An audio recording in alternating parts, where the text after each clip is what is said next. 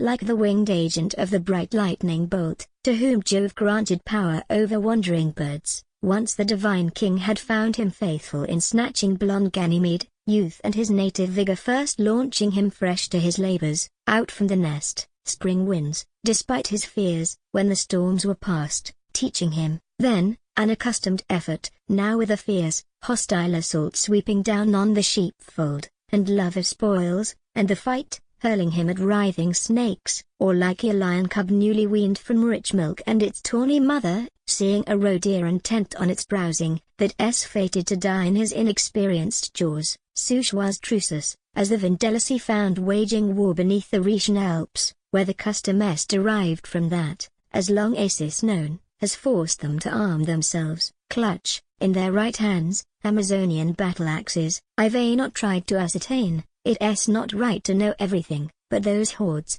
triumphant everywhere, for so long, were conquered by the young man's strategies. They came to realize what mind, and character nurtured, with care, in a fortunate household, by Augustus' fatherly feelings towards his stepsons, the Neros, could do. By the brave and good, are the brave created. Their sire's virtues exist in horses and men, while the ferocious golden eagles and tea produce shy doves. But education improves inborn qualities, and its proper cultivation strengthens the mind. Whenever moral behavior falls short, its faults dishonor whatever was good at birth.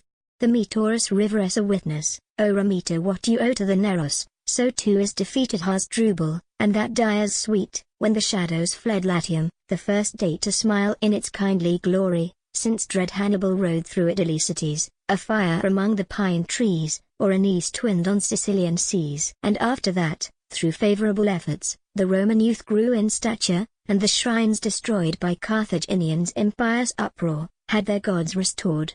At last the treacherous Hannibal proclaimed, of our own will, like deer who become the prey of ravening wolves, we reach Asynthus it as a triumph to flee and evade. Their race, still strong despite the burning of Troy, brought their children, sacred icons, and aged fathers, tossed about on Tuscan seas, to the towns of Italy, as some oak, rich in its dark leaves, high on Mount Algidus, trimmed back by the double-bladed axe, draws strength and life, despite loss and destruction, from the very steel itself. The Hydra, as its body was lopped, grew no mightier, in grief at being conquered by Hercules, nor was any greater monster reared by Glaucus or Achaeonian Thebes. Drowned in the deep, it emerges lovelier contend, it defeats the freshest opponent, with great glory, and wages war stat the housewives will tell of in story.